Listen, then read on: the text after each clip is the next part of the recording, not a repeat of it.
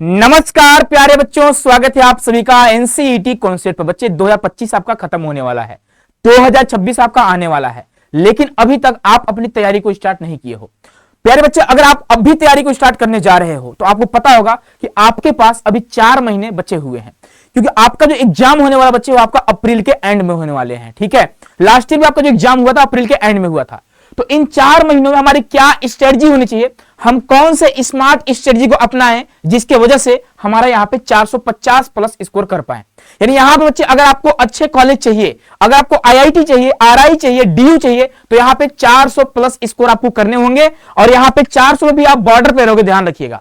तो 450 कैसे स्कोर कर सकते हैं इस वीडियो में डिटेल में जानेंगे। यहाँ बच्चे कोई भी फिल्टर नहीं होगा, अनफिल्टर्ड वीडियो होगा। यहाँ पे जो भी बात करेंगे बच्चे, यहाँ पे आपको प्रूफ के आधार पर बात करेंगे। और हाँ, ये भी देखेंगे कि कौन से सब्जेक्ट में आप कितना स्कोर कर सकते हो। तो आप वीडियो को अंतिम समय तक देखना। और जो बच्चे एनसीईटी की तैयारी करना चाहते होंगे, आप इस चैनल को सब्सक्राइब कर लीजिएगा, क्योंकि आप लोगों को पता होगा कि बच्चे एनसीईटी के लिए सबसे बड़ा जो प्लेटफॉर्म है वह एनसीईटी कॉन्सेप्ट है, जो कि आप लोगों ने बनाया है। तो चलिए प्यारे बच्चों, वीडियो को स्टार्ट करते हैं। तो चलिए, है ना, इससे पहले आप सभी को बता दें, आप सभी को पता होगा कि अभी जो है एनसीईटी कॉन्सेप्ट पर कॉन्सेप्ट फेस्टिवल चल रही है। यानी यहाँ पे 25% का आपको ऑफर दी जा रही है अगर आप किसी भी कोर्स में एनरोल होना चाहते हैं। और वह जो बच्चे डेडलाइन है वो आपका 31 दिसंबर है। तो याद रखें बच्चे, इस जो आपको बच्चे यहाँ पे आपको मौका मिला है, इसको आप खोइए नहीं। अगर जो बच्चे अभी तक श्योर सिलेक्शन बैच नहीं ज्वाइन किए हैं, गुरुदेव बैच नहीं ज्वाइन किए हैं, आप जल्द से जल्द ज्वाइन कर लीजिएगा। ठीक है, चलिए तो आगे बढ़ते हैं। यहाँ पे हाँ, यह हमारा बच्चे कोर्स है, आपका जो श्योर सिलेक्शन बैच है, आप इसको ज्वाइन कर सकते हो। सारे कोर्स के फीचर्स आपको दिखाई दे रहे होंगे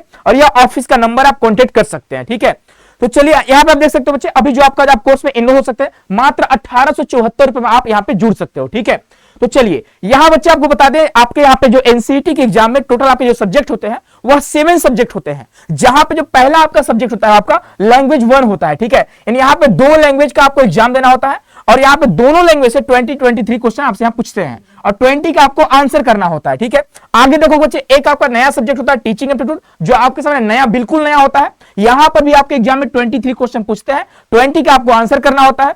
और यहाँ पर जीटी की बात करें, जनरल टेस्ट की बात करें, जहां आपसे बच्चे रीजनिंग क्वेश्चन हो गया, जनरल मैथ का क्वेश्चन हो गया, जीके जीएस हो गया, करंट अफेयर वगैरह आपसे पूछता है। यहाँ पे 28 क्वेश्चन पूछेगा और 25 का आपको आंसर करना होता है। और डोमेन से बच्चे आपको एवरी डोमेन से यहाँ पे 28 क्वेश्चन पूछते हैं, 25 का आपको आंसर करना होता है।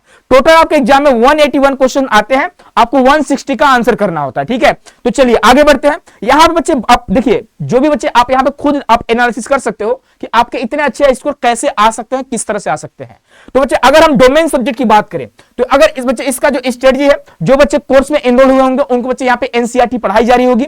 जो बच्चे कोर्स में एनरोल नहीं हो पाए हैं, आप YouTube से अगर पढ़ाई कर रहे हैं बच्चे, तो आपको क्या करना है, मात्र क्लास 12 का आपको एनसीईआरटी पढ़नी है। यानी इसको एकदम समझिए, लाइन बाय लाइन आपको पढ़ डालनी है। चाहे आपको कोई भी डोमेन सब्जेक्ट हो, चाहे मैथ हो, रीजनिंग बोल रहा हूं, मैथ हो, आपका फिजिक्स हो, केमिस्ट्री हो, हिस्ट्री हो, पॉलिटी हो, ज्योग्राफी, इकोनॉमिक्स हो, कोई भी आपका डोमेन सब्जेक्ट हो, बस आपको एनसीईआरटी करनी है। एनसीईआरटी से ही डायरेक्ट क्वेश्चन आपको देखने को मिलते हैं। ठीक है, अगर आपके पास क्लास 12 का बच्चे नोट्स होगा, आप उसको भी एक बार अच्छे से रिवाइज कर लीजिएगा, क्योंकि बच्चे वहां पे आपको क्लास 12 का जो नोट्स है वहां पे थ्योरेटिकल चीजें बहुत ज्यादा रहती है, लेकिन यहाँ पे आपको एमसीक्यू आपसे पूछी जाती है। तो आप बच्चे यहाँ पे आपको हर एक टॉपिक का आपको प्रैक्टिस करना होगा। इससे पहले भी आपको बता चुके हैं कि हर एक टॉपिक का कम से कम 50 क्वेश्चन आपको प्रैक्टिस करने होंगे। ठीक है, क्वेश्चंस वही से आते हैं और एनसीईआरटी वाला ही क्वेश्चन आपको करना होगा। बाकी जो बच्चे कोर्स में एनरोल्ड है उनको कोई दिक्कत ही नहीं है, सारी बच्चे आपको जो मटेरियल वगैरह आपको प्रोवाइड करी जा रही है। नेक्स्ट बच्चे आपका जो सब्जेक्ट होता है वो बच्चे आपका जीटी होता है, जनरल टेस्ट होता है, जहां पे आपके 3 सब्जेक्ट आपके जनरली आप यहाँ पे देखोगे 3 सब्जेक्ट आपसे पूछते हैं। एक आपका बच्चे आपका मैथ होता है,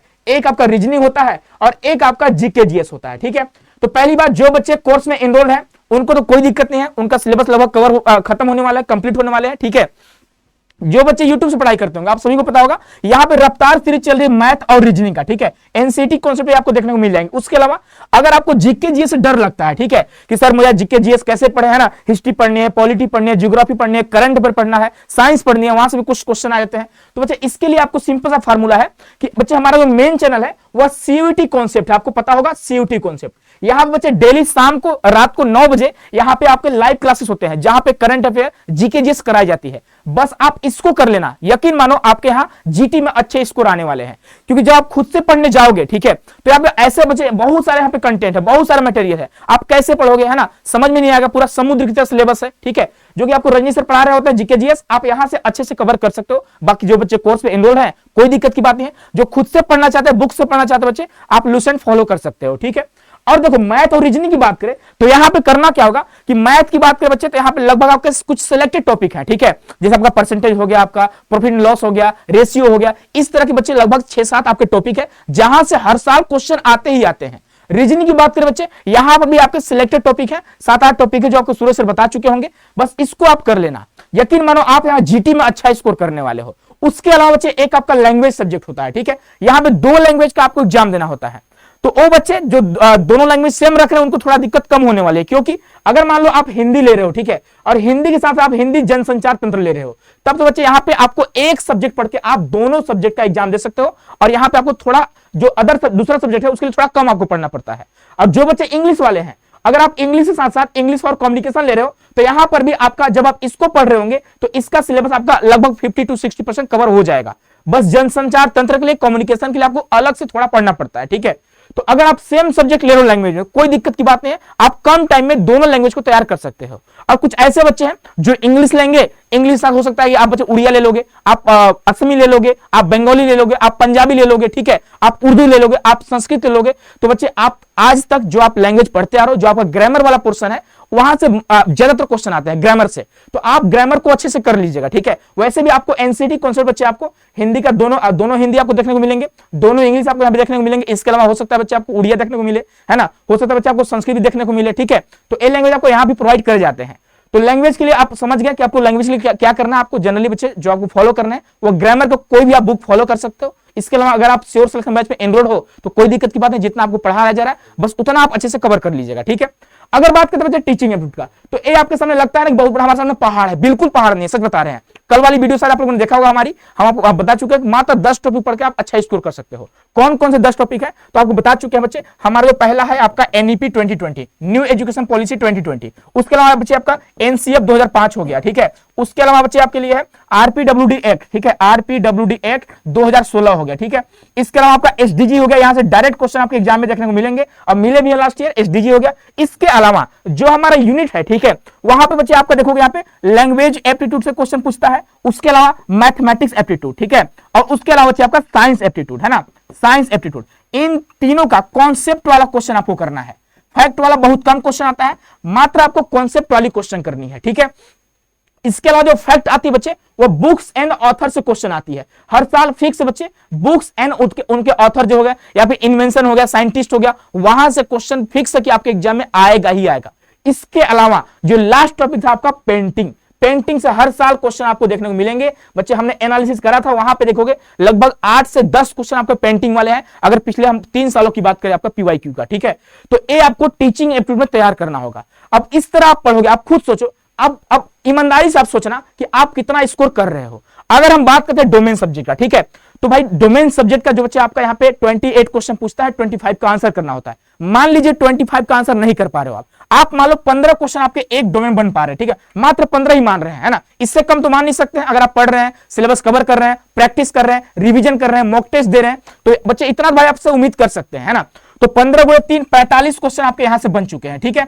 उसके बाद बात करते हैं जीटी का, तो जीटी में अगर आप इतना प्रैक्टिस कर रहे हो मैथ रीजनिंग का, जीके जीएस का, यहां भी बच्चे कम से कम 15 आपसे मान लें, 28 क्वेश्चन 15 मान लेते हैं, ठीक है। बहुत कम बच्चे मान रहे हैं, ठीक है, बहुत कम, है ना, 15 हो गया। उसके बाद यहाँ पे लैंग्वेज में, लैंग्वेज बहुत आसान आता है, कम से कम बच्चे एटलीस्ट अगर आप एक बार अपनी सिलेबस को कवर किए हो लैंग्वेज में, तो मुझे लगता है कि आप लैंग्वेज में 23 क्वेश्चन अगर आपसे पूछ रहा है, ठीक है, तो 23 कितना हुआ, 46 क्वेश्चन हो गया। 46 से मुझे लगता है बच्चे आप 35 क्वेश्चन आसानी से सही कर पाओगे। लैंग्वेज बहुत इजी आता है, बस जरूरत है बच्चे आपको सिलेबस को एक बार कवर करने का, और 4 महीने आपके पास मुझे लगता है सफिशियंट है। आप 4 महीने में सिलेबस को कवर किया, आप रिवीजन भी कर सकते हो, आप मॉक टेस्ट भी दे सकते हो। अगर इतना कर रहे हो तो लैंग्वेज में आप अच्छा स्कोर करोगे। बहुत सारे बच्चों ने कम टाइम में, कम समय में पढ़कर लैंग्वेज में अच्छा स्कोर करा हुआ है, ठीक है। तो यहाँ पे मान लेते बच्चे आपका 35 क्वेश्चन यहाँ पे आपके बन रहे हैं, ठीक है, बहुत कम मान रहे हैं। उसके अलावा टीचिंग एप्टीट्यूड, टीचिंग एप्टीट्यूड में जो बच्चे यूट्यूब से भी सिर्फ प्रैक्टिस करेंगे ना, यकीन मानो अगर आप इन सिलेक्टेड टॉपिक को पढ़ लोगे, आप यहां पे 23 में 15 प्लस क्वेश्चन करने वाले हो। क्योंकि भाई देखो यहां पे बहुत कम क्वेश्चन आपको काउंट करके दिखा रहे हैं कि अगर इतने कम क्वेश्चन एटलीस्ट आपके सही होते हैं तब आपके कितने स्कोर आ सकते हैं। ठीक है, तो 15 क्वेश्चन यहां भी मान लेते हैं। अब यहां बच्चे टोटल कितने क्वेश्चन आपके अटेम्प्ट हो गए आप देख सकते हो, 45 और 15 आपका 60 हो गया, और 60 और 30 आपका 90 हो गया, 90 और 10 100 हो गया, और 10 यहाँ 110 क्वेश्चन आपके यहाँ पे हो गए। ठीक है, 110 क्वेश्चन। अगर बच्चे आपका एक क्वेश्चन 4 मार्क्स का है तो कितना हो गया आपका, आप देख सकते हो 440 मार्क्स आपके आ गए, और हमारी जो स्ट्रेटजी है वह 450 प्लस की है। तो भाई हो सकता है कि आपका 1 या 2 क्वेश्चन और भी किसी सब्जेक्ट में आपका ज्यादा हो जाएगा। जैसे यहाँ पे हमने जीटी में 15 माना है, हो सकता है आप 17 क्वेश्चन सही कर सकते हो, 18 कर सकते हो, भाई 25 में 25 बच्चे कर सकते हैं। ठीक है, वो डिपेंड करता है बच्चों के ऊपर कितना प्रैक्टिस किया, कितना पढ़े हैं, कितना सिलेबस को कवर करे हैं। तो इस तरह से बच्चे आप अपना स्ट्रेटजी अपनाओ, आप मॉक टेस्ट दो, देखो कि कितने आपके स्कोर हो पा रहे हैं, कितने क्वेश्चन कौन से सब्जेक्ट में हो पा रहे हैं। ठीक है भाई, लैंग्वेज में आपको इससे कम तो नहीं करनी है, 35 से कम। बहुत स्कोरिंग सब्जेक्ट है, बहुत बच्चे, इसका सिलेबस भी आपका लिमिटेड है। ठीक है, इतना बड़ा सिलेबस नहीं है जितना आपका आप देखोगे जीटी में जीके जीएस का है। ठीक है, तो भाई यहाँ पे लैंग्वेज का सिलेबस जो लिमिटेड है, और वहीं पर अगर बात करें टीचिंग एप्टीट्यूड का, तो कॉन्सेप्ट वाले क्वेश्चन भर भर के आते हैं। तो यूट्यूब पर प्रैक्टिस भी आपको करा रहे हैं, आप लोग क्लास में जुड़ते भी हो। उसके अलावा बच्चे आपका रफ्तार सीरीज में आपका जीके रीजनिंग मैथ भी चल रहा है, वहां भी आप प्रैक्टिस कर रहे होंगे। और डोमेन के लिए बहुत कम बच्चे हम काउंट किए हैं, क्योंकि डोमेन आपका खुद का सब्जेक्ट होता है। आप क्लास 12th में, क्लास 11th में ये सारे सब्जेक्ट पढ़े होते हैं। जैसे मैथ हो गया, तो भाई मैथ आप पढ़ते आ रहे हो क्लास 11th में, 10th में और 12th में। उसके अलावा बच्चे आप यहाँ पे देखो क्या बोलते हैं, मान लीजिए फिजिक्स हो गया, फिजिक्स पढ़ते आ रहे हो, केमिस्ट्री पढ़ते आ रहे हो, हिस्ट्री पढ़ते आ रहे हो, ज्योग्राफी पढ़ते आ रहे हो, आप इकोनॉमिक्स पढ़ते आ रहे हो, तो आपका खुद का सब्जेक्ट होता है। तो आप इसमें भी अपना क्वेश्चन का नंबर बढ़ा सकते हो। ठीक है, तो इस तरह से आप बच्चे अगर इतना कम क्वेश्चन काउंट किए, फिर भी हमारे यहाँ पे 440 प्लस आ गया। तो यकीन मानिए आप मेहनत करिए, कम से कम एक बार सिलेबस को कंप्लीट करिए।